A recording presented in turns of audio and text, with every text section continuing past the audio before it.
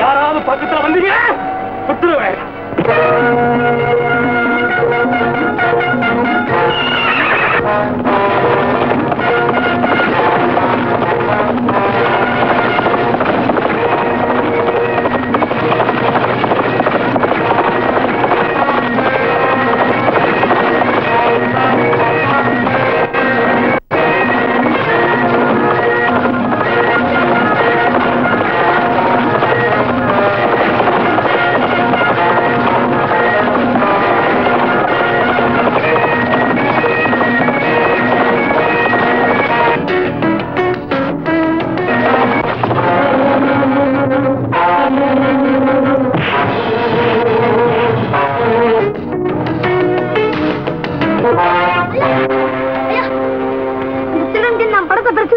கல்லா நீ சிங்க கொட்டிடா. உன் மாதிரி வீட்டுக்கு ஒரு பிள்ளை இருந்ததுன்னா நாட்டுல திருடனே இருக்க மாட்டான். இது சன்மானமா வச்சுக்க. ஐயோ என் பணம் வேணாங்க. பெருமை கொடுக்கறத வேணாம்னு சொல்லக்கூடாது. தச்சுக்க.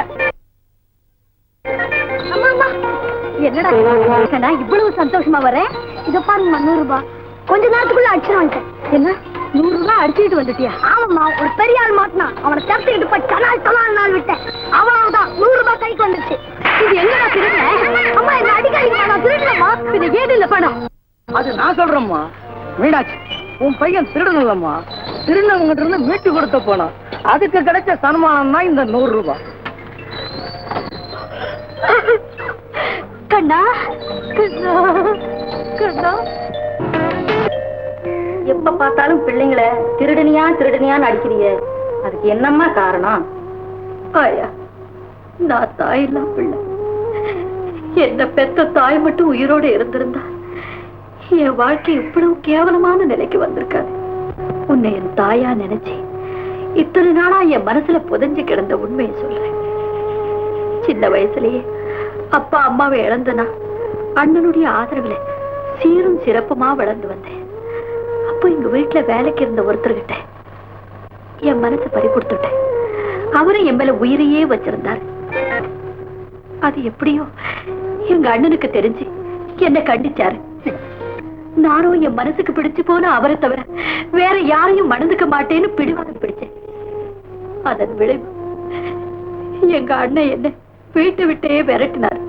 ஆனா நான் யாரை நம்பினேனோ அவர் என்னை கைவிடல. உங்க அண்ணனுக்கு முன்னால உன்னை சீரும் சிறப்புமா வாழ வைக்கிறேன்னு அழைச்சுக்கிட்டு போனார். அந்த வாழ்க்கையில அடையாள சின்னங்கள் தான் கண்ணன், லட்சுமி. லட்சுமியினுடைய முதலாவது பிறந்த நாள் ஆடம்பரமா அமக்களமா கொண்டாட ஏற்பாடு செய்தோம். அந்த விழாவில்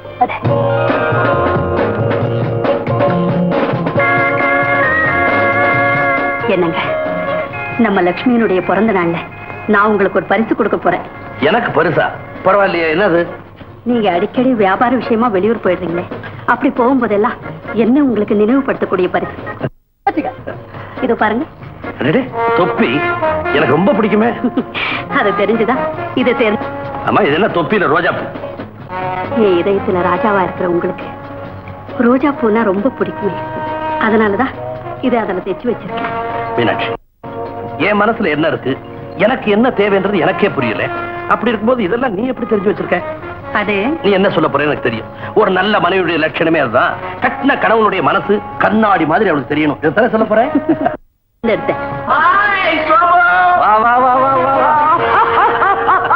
நான் அடிக்கடி சொல்வேன், என் சிநேகிதன் தாடியில பின்னல் போட்டிருப்பாரு.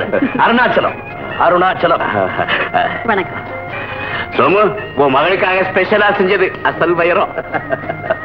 என்ன அதை பார்த்து பிரமிச்சு போயிட்டேன். நான் கொடுக்க போற பரிசு இன்னும் பார்க்கலையே. ரொம்ப நல்லா இருக்குங்க. இது உங்க கையாலேயே குழந்தைக்கு போட்டு. சோமநாதம், இது திருட்டு நகை. இது திருண்ட குற்றத்துக்காக நான் உங்களை கைது செய்யறேன். ரொம்ப நாளா போலீஸை ஏமாத்திக்கிட்டு வந்த ஒரு திருட்டு கூட்டம் இன்னைக்கு வகையா மாட்டிக்கிட்டது. எடுத்துக்கிட்டு வாங்க. என்னங்க இதெல்லாம்? இன்ஸ்பெக்டர் சொன்னதெல்லாம் உண்மைதான். இத்தனை நாளா உனக்கும் தெரியாம நான் இந்த திருட்டு பொழப்பு தான் நடத்திட்டு வந்தேன். என்ன மன்னிச்சு.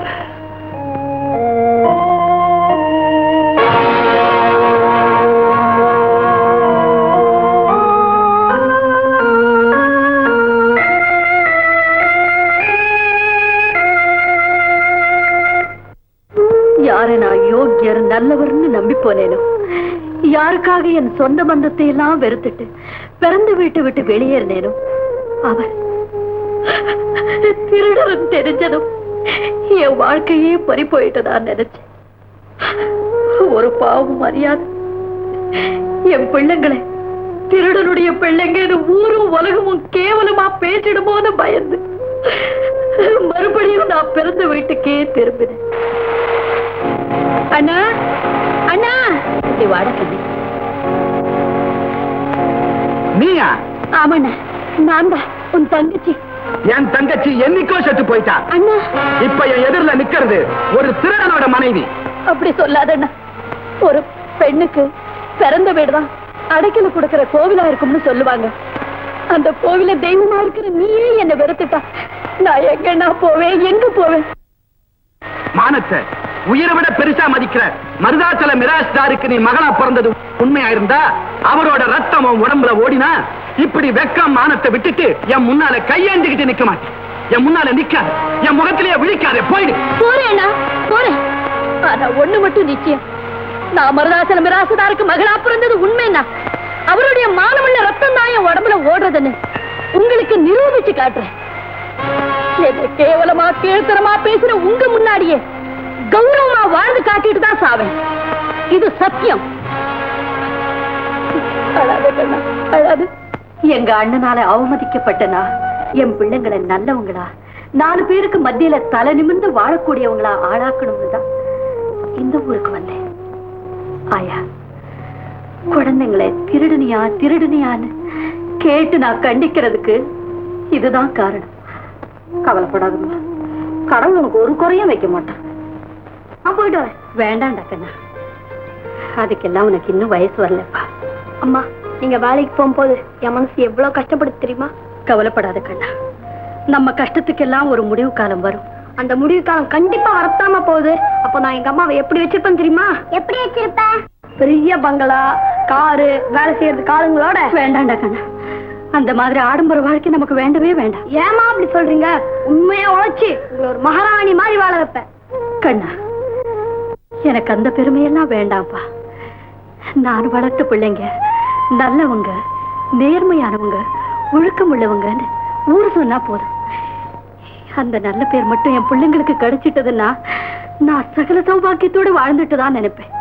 என்ன அம்மாவை அப்படி வாழ வைப்பேன், இப்படி வாழ வைப்பேன் அழக்கறியே, இந்த தங்கச்சி எப்படி வாழ வைப்ப? நீ கேட்கிற நகை நட்டு புடவை எல்லாம் வாங்கி கொடுத்து இன்னும் ஒரு நல்ல மாப்பிள்ளை கட்டி கொடுப்பேன். அந்த மாப்பிள்ளை பையன் ஏதாச்சும் தப்பு செய்தான்னா அவன் கண்ணத்துல 2 அறை கொடுப்பேன். அவங்க என்ன பூவா பறிக்க போகும், உன் கண்ணத்துல 2 அறை கொடுப்பான். நான் சொன்னேன்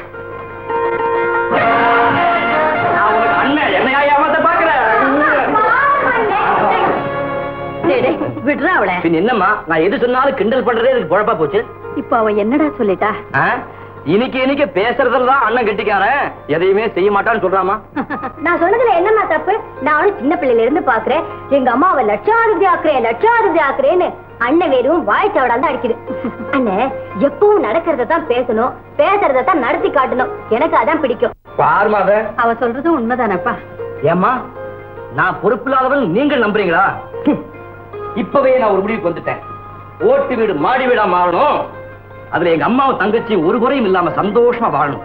இத இன்னும் கொஞ்ச நாள் நிறைவேற்றி காட்ட பாக்குறீங்களா? ஆமா, அதுக்கு நீ என்னடா செய்ய போற?